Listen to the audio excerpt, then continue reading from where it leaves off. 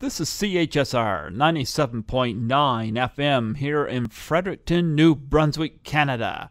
This is Python's Paradise, your film and music show, and this is your host, Greg Gilbert, aka the Python Hyena. And folks, I've been reviewing movies since 1996, and I review everything, anything, and some stuff I like, some stuff I don't like. But the guy I have on the phone tonight is a guy that specializes in the worst, and I think he's one of the all-time best. He's somebody I discovered on YouTube, and my brother and I get a real kick out of him. I have on the phone Andrew Lewis, a.k.a. the Shit Flick Critic. Hello, yes, it's me. Thank you for having me. Yes. Do you know that theme song right off the top of your head? I certainly do. You know you're gonna see the best of the worst with the Shit Flick Critic. You know you're gonna see shit that's absurd with the Shit Flick Critic. From Birdemic the Room, Samurai Cop Troll 2, Mental Sense of Satanic Connection 2. So come along, see the worst with me. I'm the Shit Flick Critic. That's fantastic. Thank you. You need to win an Emmy for that. I know, yeah. Well, I get a very mixed reception. Some people think it's amazing, and I get people saying, like, that could be the worst theme song I've ever heard. I'm like, well, can't please everyone. No, you can't. You can't. Well, you're from Australia, right? Mm-hmm. Yes, I've never traveled that way. I've done a couple of interviews out that way. I've had Little Nell from the Rocky Horror Picture Show on here, and Marnine Lynn Fields, who was a stunt woman from The Gauntlet. She and her husband was on here, and but one thing I know about Australia, it's the one place in the world that's got more poisonous snakes than harmless snakes. Yeah, I think we have 9 out of the 10 most venomous snakes in the world, and it's very funny coming to Canada because growing up as a kid, you're just told never go through long grass ever. Just avoid it. Just don't even go there. Like it's just filled with brown snakes, which is one of the most venomous snakes. And when I come to Canada, I always see just someone casually walking through a field with long grass, and my heart just stops. I'm like, what are they doing? And then I'm like, oh yeah, that's right. I'm in Canada. It's all fine. Yeah, we just have garter snakes here, Garter snakes, okay. Yeah, they're not that dangerous. But yeah, I know Australia's got the taipan. I mean, that thing. Mm-hmm. Oh my goodness! I read that thing has enough venom in its body to kill 23,000 mice. Yeah, it is crazy. It's probably just something best not to think about because I've never known anyone. Every time I talk to a Canadian and I'm like, oh, do you want to go to Australia? They're like, oh, I'd love to go, but I don't like all the venomous animals. It's like I don't know anyone who's died of a venomous animal attack, and like Canadians always assume that every single dangerous animal is just spread evenly throughout the whole, but it's like they're all localized to certain areas. It's just, we just happen to have more spread out than, say, like Canada. I think you guys have got, like, the brown recluse and the black widow. And then the snake you just mentioned, that's about all. Yeah, well, the garter snakes are harmless. Oh, yeah? Oh, okay. Well, there you go. I mean, in the States, they got rattlesnakes and coral snakes and stuff like that, but not here. But I mean, Australia, they got the taipan, they got the fierce snake, which is of course the king brown, the death adder, and the tiger snake. And then of course you got what's that? The list goes on. And then you got the box jellyfish, and various types of spider. Crocodiles. Yeah, you got the longest crocodile, that saltwater crocodile, the biggest. Yeah, but you see, that's not where I'm from. I'm from Adelaide, which is it's on the south coast. Sort of, it's kind of in the middle, closer to Melbourne. Yeah, we don't get any crocodiles down there because it's not tropical. So again, like everyone assumes that the whole place is just roaming with crocodiles, but no, they're only on the north coast. But you do have lots of kangaroos and koalas and platypuses and stuff like that. Heaps of kangaroos. Oh, platypuses, not so much. I've never seen one in the wild. They're a bit like beavers. They're kind of hard to find. But kangaroos are just everywhere, just absolutely everywhere. They're never in the city. They're a bit like deer. They're never in the city, but the moment you go, 2 minutes outside the city, there's just, huge families everywhere. Yeah, here it's the deer. In Australia, I call the kangaroo the jumping deer. Yeah, it is. Yeah, they are virtually the same in terms of just how they, the density outside of cities and stuff like that. And every now and again, one will come into the city, and it always makes a news story, and I never know why. And everyone talks about it. A kangaroo came into the city. It's like, yeah, they do that every 6 months. One will come in, and it's always like, it's kind of like in Canada. Whenever it snows, there's all these news stories about it. It's like, haven't you guys sort of gotten used to that by now? Why is this newsworthy? And of course, the emu and what's that bird that's got the blue head? Is that Australian as well? The blue head, I think. Oh, you mean the cassowary? Yeah, with the rock on its head. Oh yeah. Yeah, that's Queensland. That's tropical. Yeah, they're okay. Yeah, emus, I've seen a few of those in the wild. They're pretty cool. They're just like small ostriches. Yeah. Well, you know what brought you to Canada? Oh, I knew you'd ask me this question. It's going to be a very underwhelming story, but okay, I was working for a TV station in Adelaide, and at the end of my year, I just wanted to get out and see the world. And I had a friend who had gone to Canada the year before, and he said to me as an offhand, he's like, oh, I've got a room at my place if ever you want to come over. And at the end of this year, I was just like, well, I'm going to go to Canada. So I booked a ticket to Toronto and everything, because that's where I assumed he was. And I gave him a call one day, and I'm like, yep, so I booked the ticket and everything. I'm on my way to Toronto. He's like, oh, and then you're going to Vancouver? I was like, what? He's like, I'm in Vancouver. I was like, okay. So fortunately, I hadn't paid for it. So then I bought my ticket to Vancouver, and here I am. I've been here for about, almost coming on 2 years now, and I just love Canada. I haven't been able to see a whole heap of it, but love the people, love the culture, and yeah, just happy every moment I'm here. Well, it's interesting because you travel. I've never been outside New Brunswick, so and I've lived here all my life. But the beauty about being in New Brunswick is at least you're surrounded by a lot of diverse culture. I mean, you're right by Quebec, which is totally different. You're right by, you're near like Maine, I think it is, Maine, and and then you can go to America. So at least you're in a position where you can kind of, like, in Adelaide, where I'm from, it's Adelaide and then Australia, and that's it. Well, what made you become the Shit Flick Critic? Okay, well, I guess, I thought I was thinking about this question yesterday. I was like, I guess I've always just enjoyed bad movies because they're just so. It's kind of like when you read something in English, like something that's been translated poorly. It's so uniquely funny. Someone couldn't come up with anything so bizarre. It's and even if you tried, you couldn't. And it's kind of like that with bad movies. Like, you couldn't try to make a movie as bad as these. They're just so organic. And I always just enjoyed watching them for that. But I never really got serious about it until I saw The Room. And I know you had Tommy Wiseau on the show. I listened to that interview, and he's just a very, very strange man. And I just watched it, and I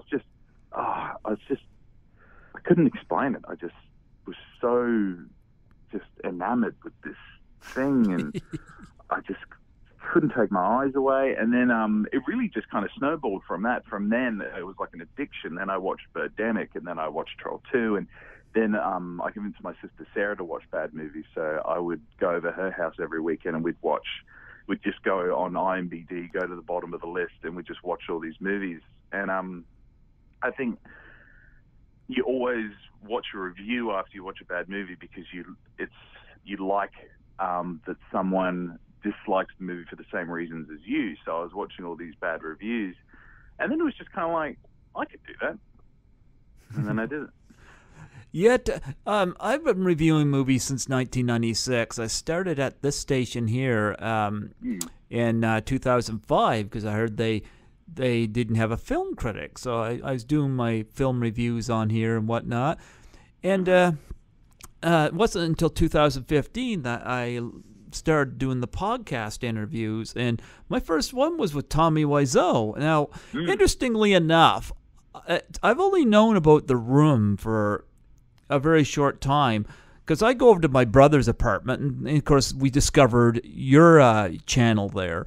And he's, I go on his girlfriend's computer, and he'd be on his, he'd be gaming, and excuse me, and I'd play some videos, and he'd look, and we'd watch and laugh. And I remember I was watching WatchMojo.com, and they were doing top 10 worst something. And they showed the clip of Tommy Wiseau on the rooftop there, where he's like, I didn't hit her. I didn't hit her. I did not. And, oh, hi, Mark. Oh, hi, Mark. And it just captivated me. And then I would see it again later, where he botches the James Dean "Rebel Without a Cause" line there. You're tearing me apart, Lisa. Yeah. And I was like, what is this movie? And I hadn't seen it, and I couldn't find it anywhere. I couldn't even find it online. So I ordered a copy of it. I said, now here's the thing. There's movies that are so bad I can't watch again. You couldn't pay me to watch Gigli again, or The Cat in the Hat, or Pearl Harbor. There's movies out, like there's some even this year. That latest one there with Katherine Hagel there with Unforgettable or whatever. It's totally forgettable. Yeah. There's a bunch of those. But The Room's, yeah, it's a horrible movie, but yet somehow you just kind of keep going back to it. And I think a lot of it is the fact that Tommy Wiseau is such an interesting presence. I'd much rather watch him than some of the A-listers right now. Well, I'm sure with my review, but that's kind of why, like, at the end of my review, I have the 5 categories that I judge a bad film by, which, see if I can remember them off the top of my head. It's laughability, rewatchability, pace, technical quality, and then the intention why it was made. And I think all of those are important for a bad film, because there's some bad films I watch and I can't watch them. They're unwatchable, they're boring, or they're money grabbing, and they're just not pleasant. But I think a lot of these movies are just very genuine and just made by someone with just a total lack of filmmaking ability, which, as I said, it's kind of like someone writing a sentence in poor English. It's that uniqueness that just makes it so, just like, I love it. Like, my heart skips a beat whenever I watch a bad movie. It's just, I just sit there just shaking my head going, how did this get so far? But then you watch a movie like Pearl Harbor and you're like, this is just awful. Yeah. This is just not enjoyable, not funny, not like, haha, I can't believe you just said that. Just like, this is offensive to anyone that was, alive at the Pearl Harbor, tragedy. Like, it's just awful. Yeah, they took a real life war and turned it into a love triangle. And why can't people? Sorry. Go and of course, those idiots at Movie Guide, of course, recommended it for mature audiences because they want to further insult Christians, I guess. Yeah, it's I remember watching that. Like, I'll admit, it's like the actual the battle scene itself is very good, and then the rest of it is just like, what am I watching? Like, this is just so boring and poorly acted. Yeah. And do we care which one of them gets to bed Kate Beckinsale? Like, we don't care. Yeah, I don't care at all. Like, and I mean, and the other thing too is it's these fictionist characters. It's like there would be so many interesting true stories from that, from the Battle of Pearl Harbor, that I would rather watch than just some guys that didn't exist trying to get a girl that didn't exist. Like, yep. And the Japanese, of course, were just the bad guys. They were all flat. There was no three-dimensional Japanese characters. So I found them. I had somebody, of course, at Movie Guide, because they think they know so much. I don't think they know anything. But they said, how can you call it racist? What's racist about it? And I said, how many three-dimensional Japanese characters are in the movie? I didn't get a response on that. I guess they're still scratching their head trying to think of an answer. Well, then you compare that movie to Flags of Our Fathers that had Letters from Iwo Jima as the sequel, which was incredible because you got to see an entire movie from a Japanese soldier perspective. Like that was, I thought that was incredible. Like, you know. Yeah. Yeah. But I like mean, this, yeah. But I mean, The Room. I mean, yeah. Tommy Wiseau was my first interview, and I got to admit, I liked the guy, and you know, he was an interesting guy to interview, you know, and I don't know, I might reach out to him for the 50th anniversary next year, see if he'll come back on if he remembers. I don't know. You told me prior to this interview that you had a little interesting experience with him. Oh yeah, it wasn't really that. I mean, all it was one day someone just said to me at my work, because I got a few people that I work with who are fans of the show, and he just said to me, he's like, you know, your Room video's not up anymore. I was like, really? I thought maybe it was like a technical error, or maybe he just I didn't know how to find it or something. And I looked, and yeah, it had been removed, and I had a copyright strike. And normally I've had copyright strikes, and when it says by whom, it's always like a huge company title, like G2G, and it's whatever company owns the footage. But this, it just said Tommy Wiseau. I was like, So I think he like personally took it down, and I was like, So I think at that point I was focusing on stand-up, so it didn't bother me too much because I was like, oh well, I'd had a break from making the Shit Flick Critic. But then after about a month, I was like, nah, I got to get this back up. So I wrote him an email, and I was just like, hey, like, I know I said some very harsh words about your movie, but it is, you know, a review. That's the whole point. It's freedom of speech. And, you know, I do have a right to use your footage when it comes to the reviews because it's, I forgot the term, but free to blah, blah. Anyway. And then so I thought, I went to counter it, and it said, you know, that if they counter back, you'll have to go to court. And in my head, I'm like, oh, yeah, whatever. So I countered it, and it said if they don't do anything, I think it was 3 months. If they don't do anything in 3 months, it all gets thrown out, and your movie gets put back up. And lo and behold, 3 months later, nothing happened, and it's back up. How can he take it down, though? Aren't you the only one allowed? I think if he has... Yeah, I'm not sure how it works. I think if he can prove that it's his footage, then he can just go in. I imagine he watches the video, and there must be a button like report, and then he can click on it and go, you know, copyright infringement, and that's it. And it's kind of annoying, and it would have been nice if he wrote me a message or if he responded to my email. Like, that would have been good, because then, you know, I would have been able to tell him my point of view and blah, blah, blah. But nope. So either way, you know, it's back up, and the beauty is now he can't do anything ever again because he didn't follow through with his, so he can't just like take it down in 2 months' time, which is good.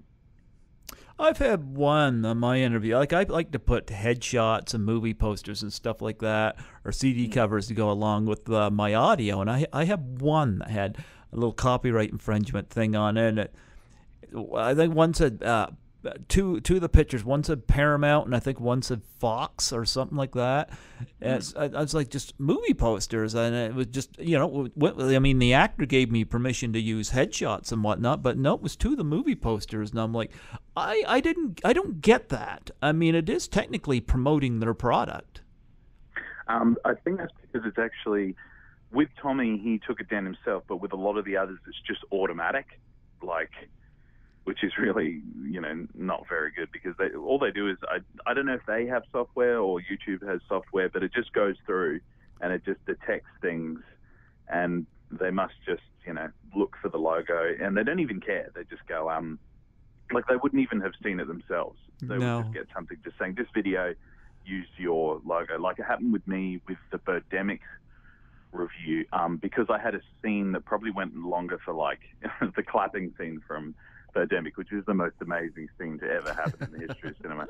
And because I wanted to show the scene for all of its awfulness, I showed it for, like, I think it goes for like 3 or 4 minutes, and it automatically detected that And that's how I got a copyright strike for that one as well. But same thing, I just counted it, and nothing happened, so it got put back up.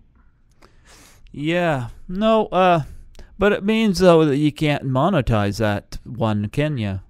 I can now because they didn't pursue it any further. So it's like, that's what I do like about YouTube. It's like, if you don't do anything back, because a lot of it's just all big talk. It's like, oh, we're gonna, and then, they really can't be bothered actually taking me to court for a 4-minute scene in a review. Like, if I was just putting movies up on my channel, like, oh, I'm the Shit Flick Critic. Oh, why don't you watch the entire Room movie and then watch my review? Like, fair enough. Like, I am using someone else's copyrighted material, but, like, it's a review. Like, you're supposed to have reviews.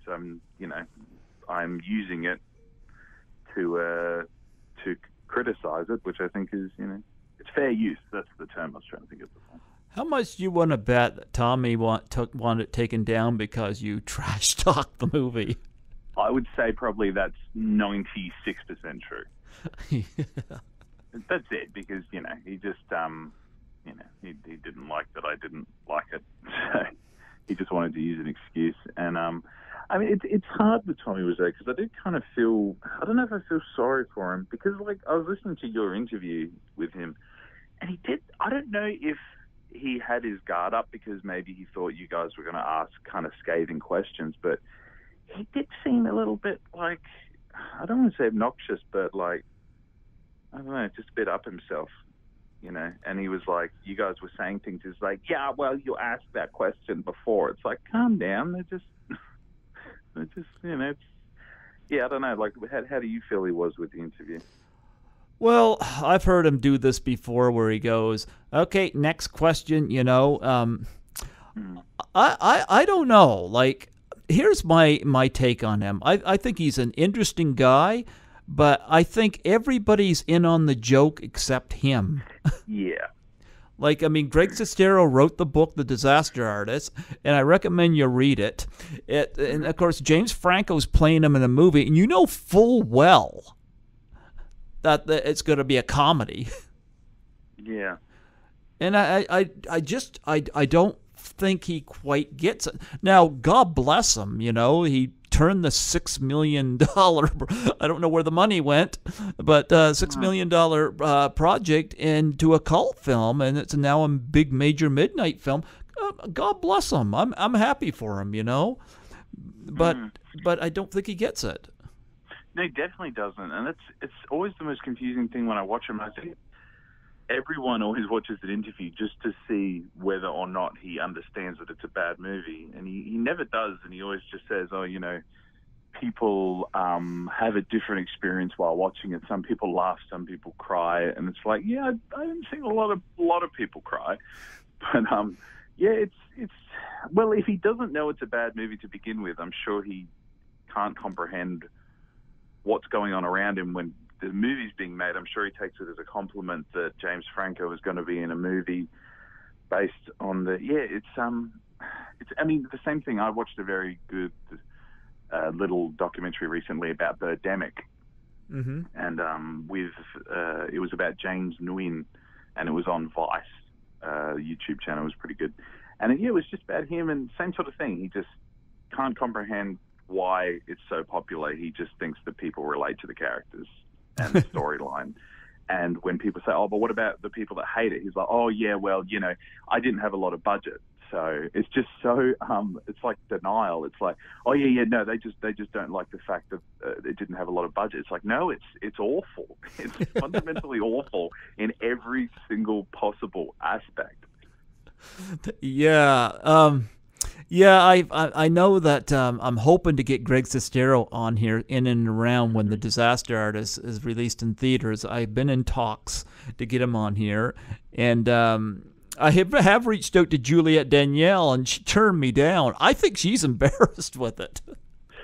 Yeah, I mean, it's not very good on a resume, is it? Like, if she does, accept that she's been in this awful movie where everyone thinks she's awful, it's kind of hard to be like, to accept that and to embrace it and then try and be a serious actor.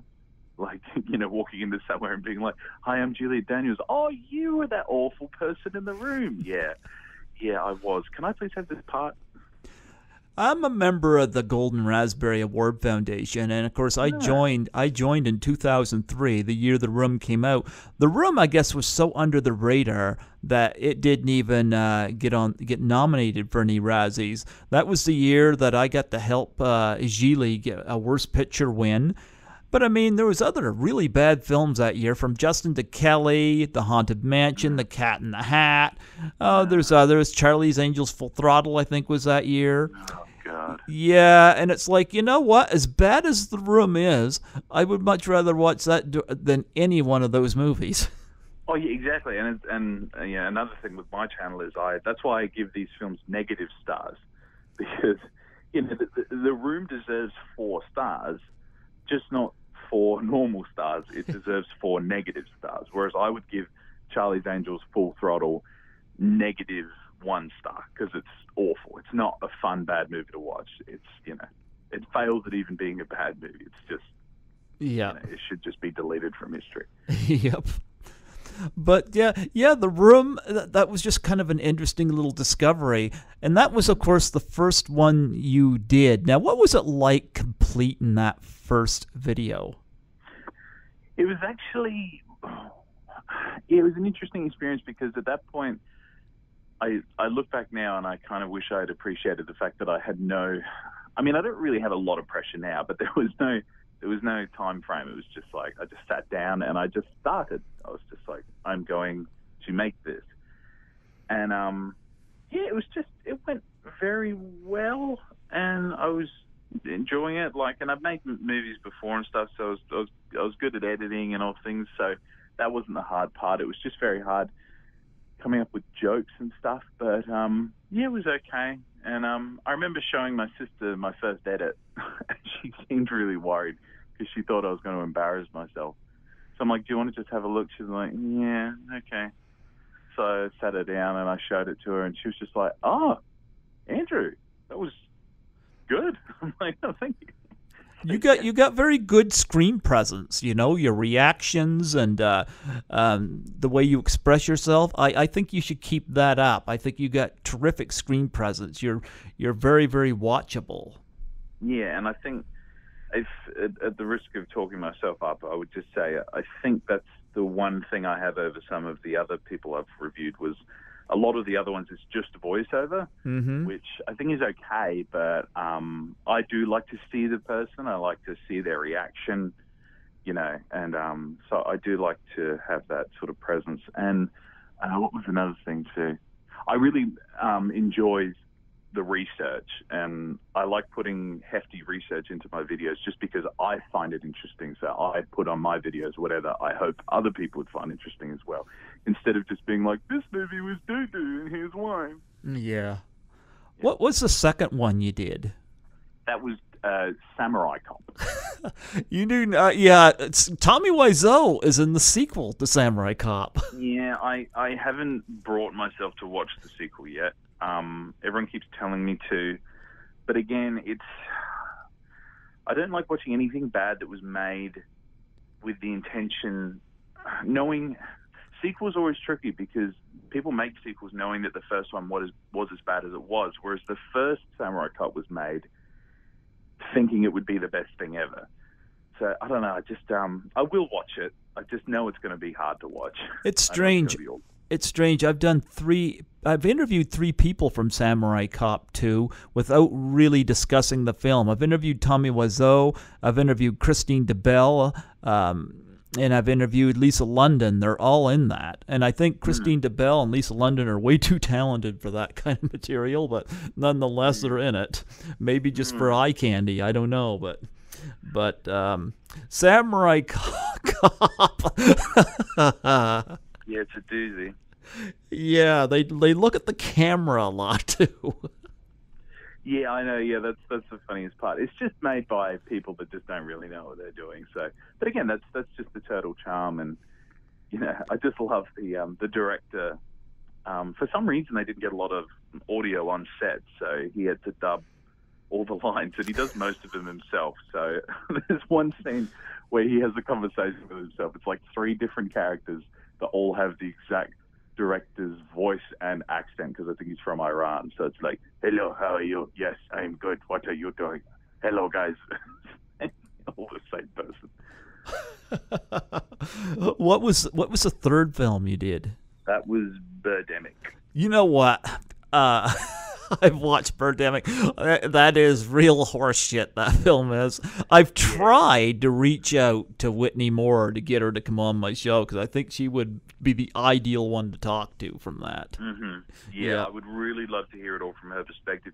She's definitely the one I feel the most sorry for, because I've been in her position. Like, I've never really acted a lot, but I've helped people produce things that about 20 minutes into it, I'm like, oh my God, this is going to be awful. And at that point, I kind of feel sorry for him, and I already said I'd help him. So you just kind of get, like, the ball's rolling, and it's hard to stop it. And I just know with her, like, I could see it. It'd be like, oh, he wants me to be in this movie. I'll be the starring role.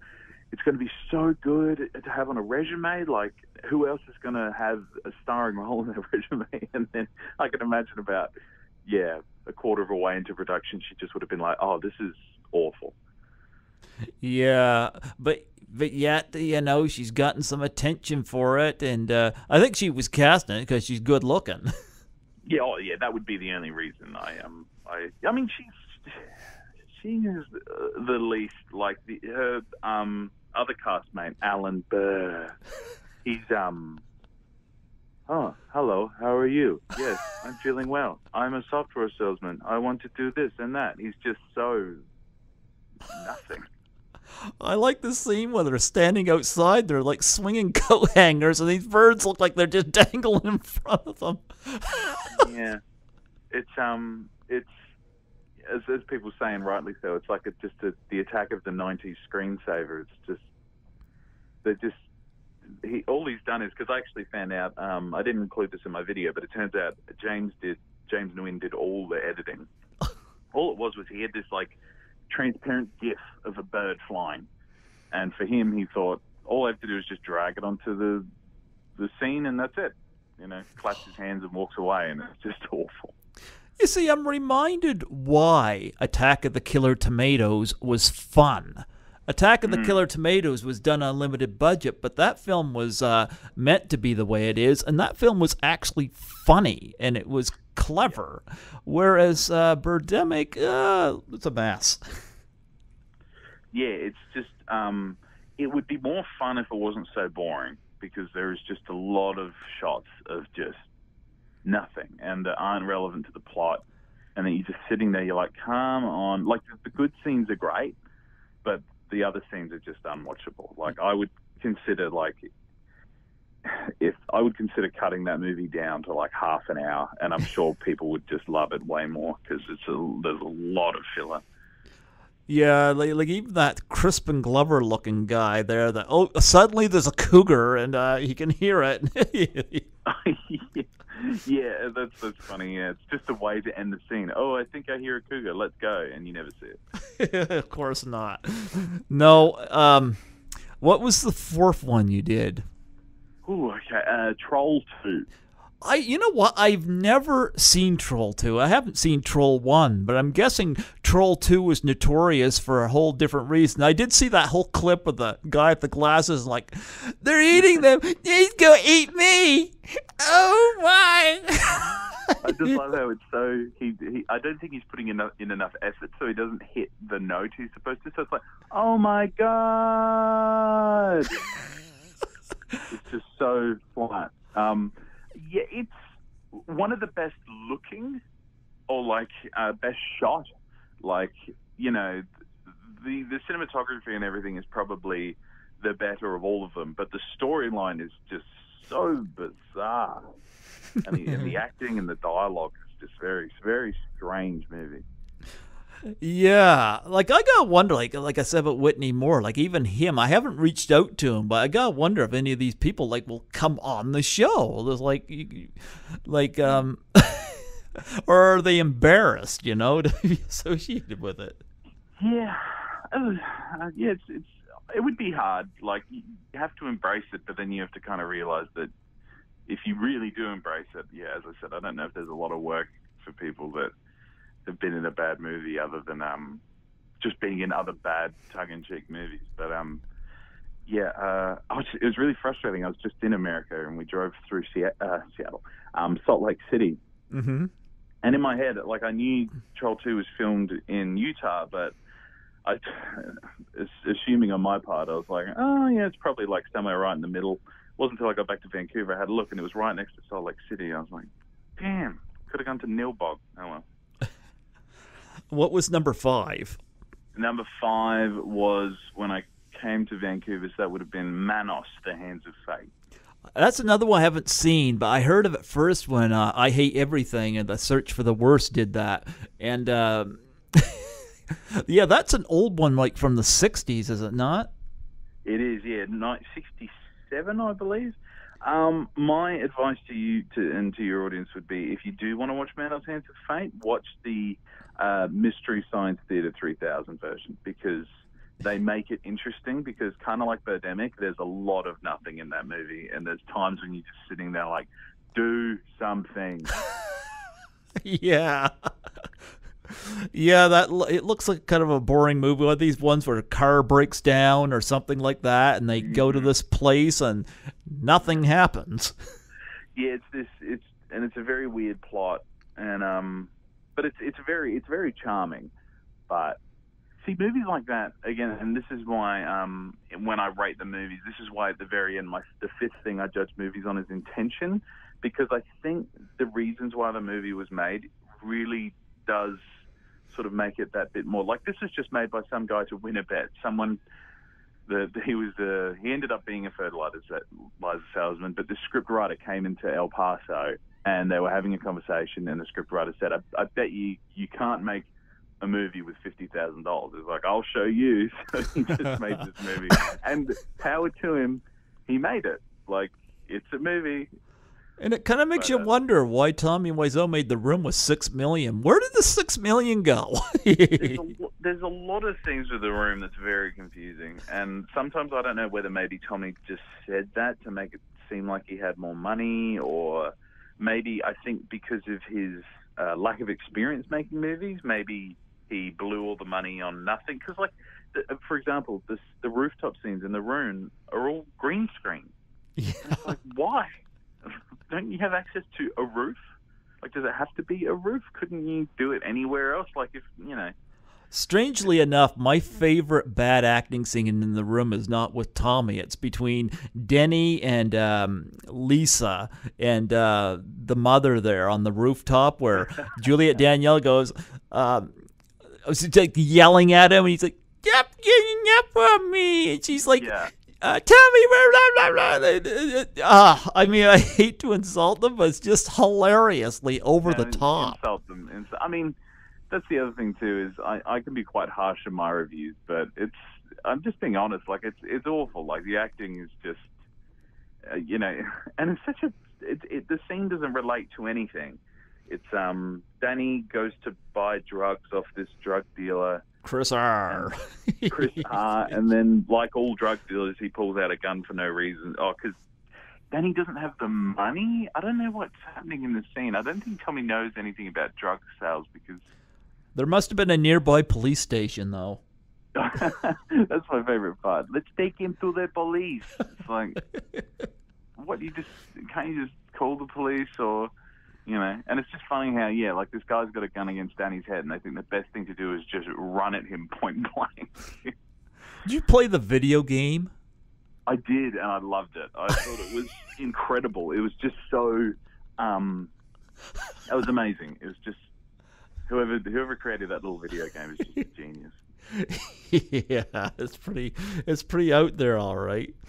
Mm. Yeah, as a Juliet Danielle, Lisa there sleeping in the bed, her mouth open.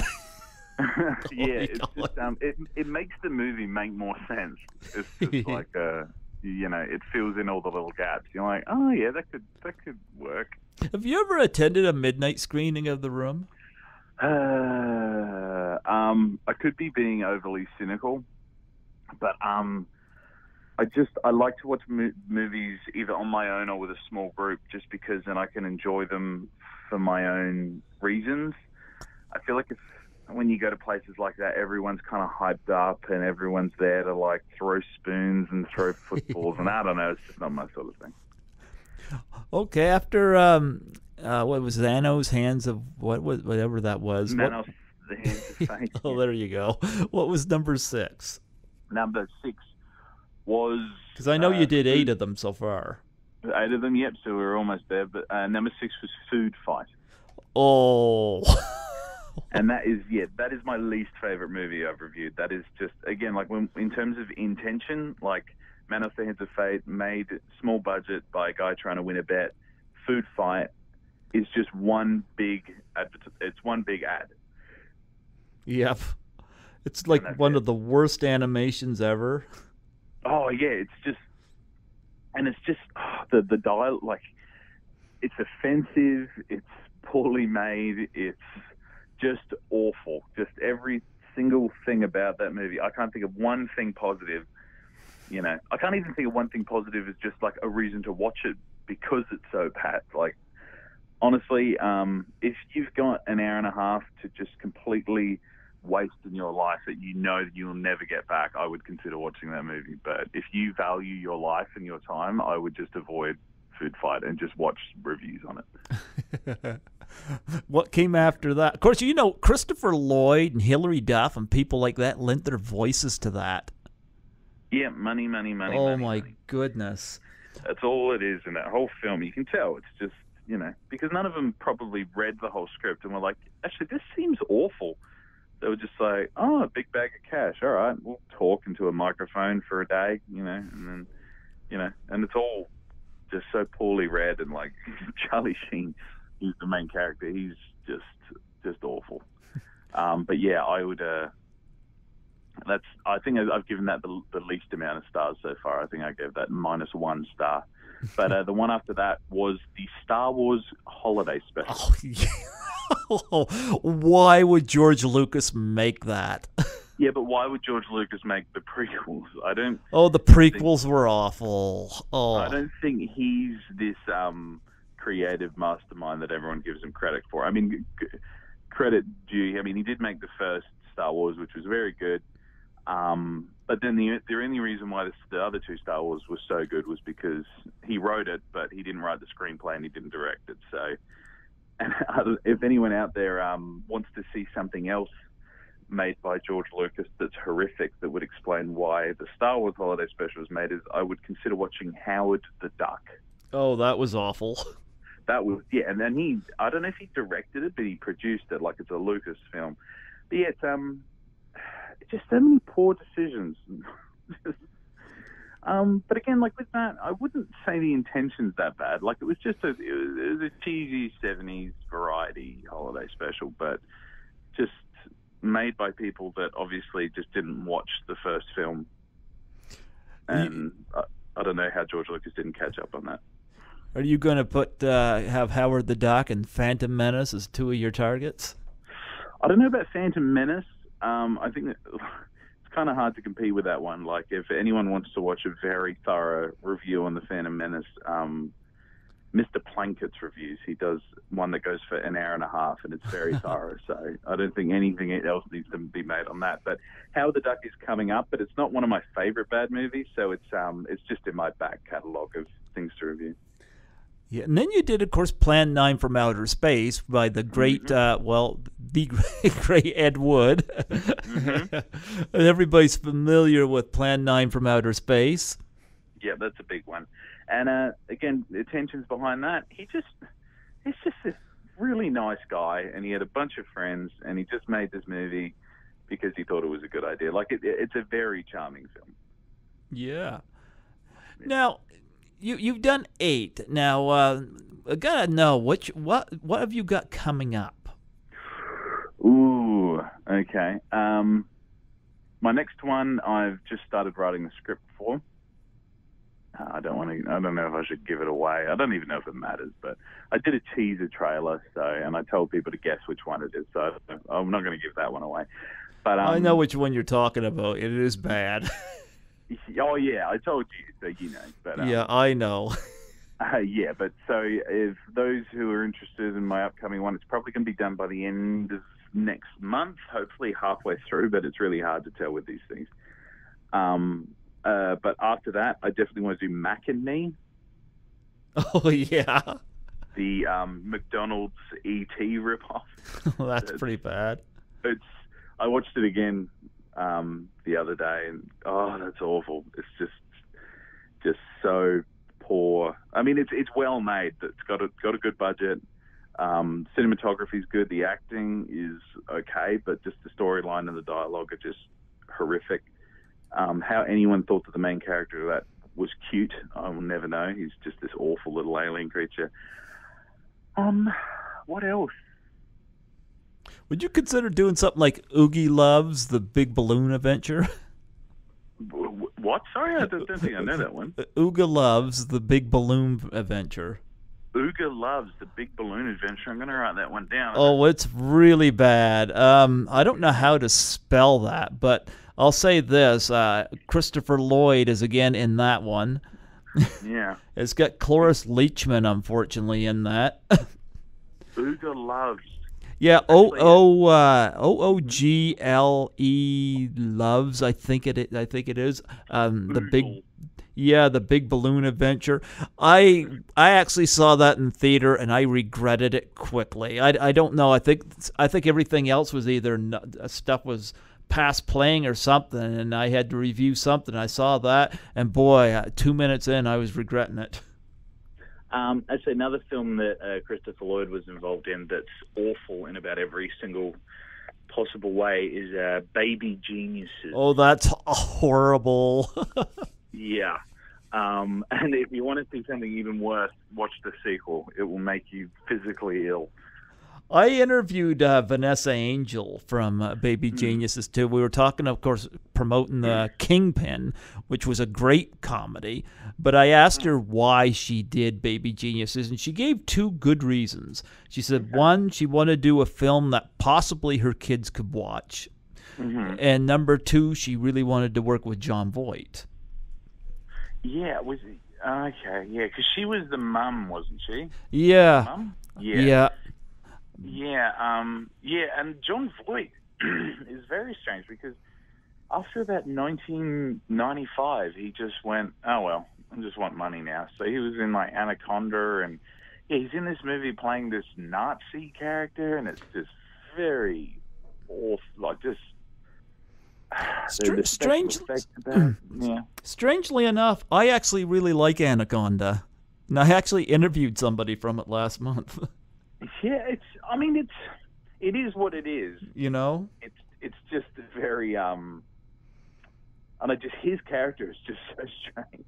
Like he's playing this sort of South American, even though he doesn't look South American, he's just doing his best like Tony Montana impersonation. Yeah. We gotta go get the Anaconda soon if you want to come with me. Like it's just his character is very strange. Yeah. And I suppose, any chance that you're going to put Gigli and Pearl Harbor and From Justin to Kelly on that list? Probably not. If I'm desperate and like I have to reach for the bottom of the barrel, okay, I'll consider it. But I don't know. You know, they're too bad. I'll think about it. But the thing is, they're just not fun. They're just bad. They just make me angry. I like to laugh at bad movies, not like feel like I have to go and like take all my anger out on a boxing bag or something. And those ones make me feel very, very angry. But I do have, as I say, I release a movie probably every couple of months, so I've still got like probably about 6 years worth of movies. But I'll definitely, they're all on the list. How about Saving Christmas with Kirk Cameron? Yeah, that's a doozy. See, I could save that for another Christmas episode this year. See, I'm giving you lots of stuff. You are, yeah, Saving Christmas. All right, I'm writing these down. Saving Christmas. Oh yeah, it's pretty awful. One that's definitely coming up that I was talking to you about yesterday that I watched very recently is Cool Cat Saves the Kids, which is painful. It's like it's almost like it was made by the same production company as like Birdemic. Like they've gone out now and now they're making kids films. Like just everything about it is just so poor. Yeah. Christmas. Yeah. That was like I was watching it at work.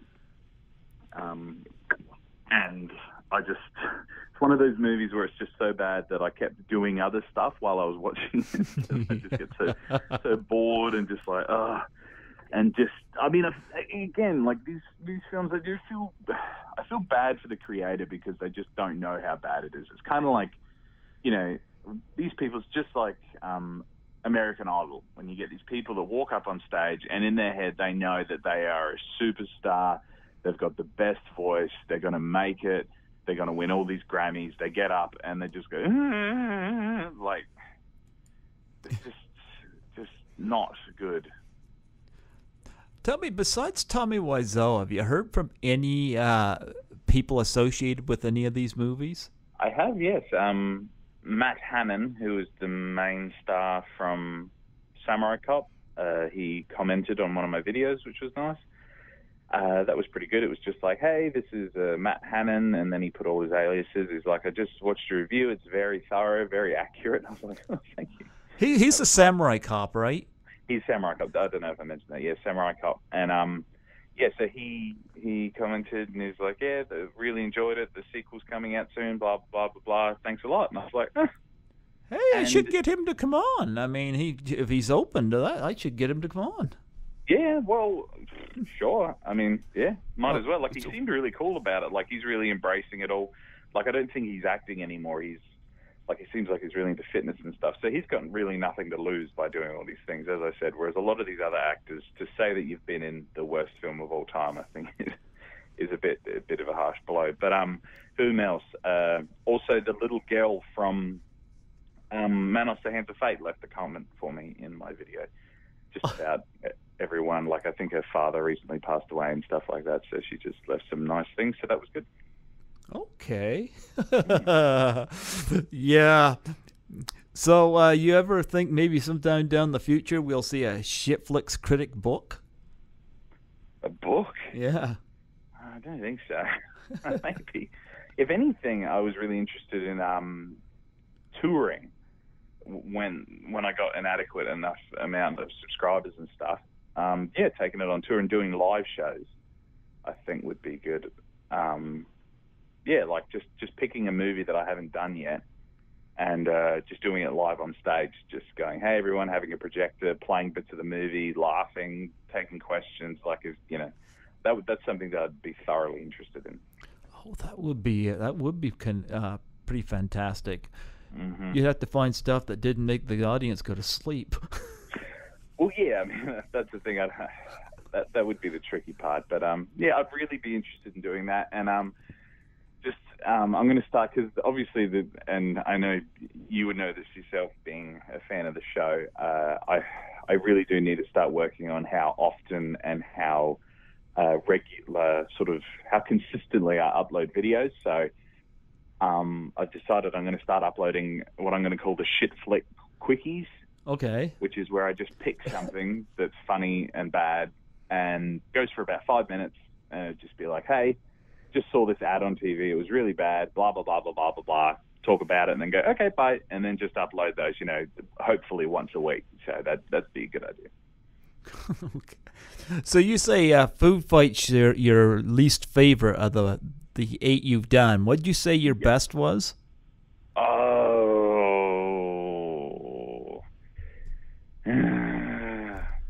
Did you say The Room? Yeah, The Room. I mean, you got to. It's kind of like, you know, it's the Citizen Kane of bad movies. You can't deny its power. You know, if I was being sort of, you know, obvious, I would say The Room. If I was being a bit more sort of unique, I would say probably we'll go with Birdemic. Birdemic. Okay. Yeah, it was the second worst movie I ever watched, and its it's a lot like The Room is at least shot well and edited well, and you can hear people, whereas Birdemic is just so bad. Just, you know, there's some scenes where the background noise is just too loud. So they're at this beach at a windy day, and it's just like. What about Sharknado? No, nah, I don't want to. Nah, don't go there, girlfriend. It's too tongue in cheek bad, and I don't like tongue in cheek. I like genuinely awful. I like things that were made with the best of intentions by people with no skill, rather than something made with people that have reasonable skill just to make a B grade, you know. A B-grade movie. Like I was watching, I decided to watch Six-Legged Freaks recently, and I didn't get halfway through. I was just like, nah, I can't watch this. It's too, you know, it's too looking at the camera, winking. You know, I just don't like it. Yeah, I get you. Yeah, so, but yeah, I'm just really getting into it now. Though I've got a Twitter page, I've got a Facebook. Like I hadn't for so long because I don't know. I don't really like this sort of stuff myself, but now I'm going to get into it, and I'm going to just try and get as many subscribers as possible now, and just really start putting in some elbow grease and get this thing to the level I want it to be. You're in the same boat I am. You mind if I add you on Facebook? Yes, sure. Sure. Because, you know, once you get some more videos up, you know, next year I could have you back on again. Oh, I'd love to. Honestly, yeah. Like, if you want to do a regular thing where you give me a call and I update you on stuff, that'd be wonderful, yeah. Yeah, like I would be delighted, you know, talk about the stuff you've done since this interview. Hopefully I'll have a lot to talk about. Well, you know what? Like I said, my brother and I enjoy your show. It's just a lot of fun. It's just your delivery is perfect, you know, and those are truly some awful movies that you've been talking about. Yeah, and everyone keeps saying to me, they're like, why don't you just review good movies too? I was like, because then it's not fun. True, yeah. It's not fun to be like, and this is why I loved this movie. You know, it's not the same. Exactly. I like pulling, to be Australian, I like pulling the piss out of things. Yeah, I don't blame you there. Mm-hmm. Yeah. Well, I'll keep in touch. I don't know when this interview is going to be released, but like I said, I'll give you definitely send you the link when it does, and of course, eventually, it'll probably be next year when it comes out on YouTube. You're my 154th interview. So. Criminy, that's an honor. Yeah, and I've got 3 this weekend. Whew, okay, yeah, no, that's fine. I'm patient. I know these things take time, so that's totally understandable. And I just put the link to your Tommy Wiseau interview just in the description of my Room video. So oh, thanks. I put it up the top. Yeah, that's fine. I just because it's very good, so I just went. So I put that there just so if people are interested, they can have a listen because he's a very very strange person, and yeah, definitely keep in touch, and yeah, I'll be happy to come back and give you an update. Oh yeah, and check out my other interviews if you ever get the chance, you know. Yeah, which one? I was going to look at one. I forgot which one it was. I think it was the Australian girl. What was the name from Rocky? Oh, Rocky, yeah. Yeah, Little Nell. Yep. Mm-hmm. Yeah, I did. She was a lot of fun to talk to. Yeah. And which one did you say was the girl that was in Baby Geniuses? What was her name? Oh, Vanessa Angel. Vanessa Angel. All right, I'm going to listen to that because I'd be thoroughly interested to see how she ended up in that movie. We talk a lot about Kingpin, but eventually we cross paths on that subject, and yeah, we talk about that. She was lovely to talk to. Mm-hmm. Yeah. Well, before you go, could I get you to do a plug for my show? Sure, yeah, of course. Okay. Hello, this is Andrew Lewis from the Shit Flick Critic, and you're listening to Python's Paradise with Greg Gilbert in New Brunswick, Canada. I was just going to say, one thing with my channel that you never see that I'm almost thinking about uploading is sometimes it takes me a lot of takes to get things right, but so I'm slowly getting better at being able to read things in one go, but sometimes it's very frustrating. I'll mess something up about 16 times. Well, we'll end off with you once again singing your theme song. Sure, yeah. Go for it. Let's go. Okay. You know you're gonna see the best of the worst with the Shit Flick Critic. You know you're gonna see shit that's absurd with the Shit Flick Critic. From Birdemic the Room, Samurai Cop Troll 2, Man of Sense of Fate, Mighty Connection 2. So come along, see the words with me. I'm the Shit Flick Critic. Yeah.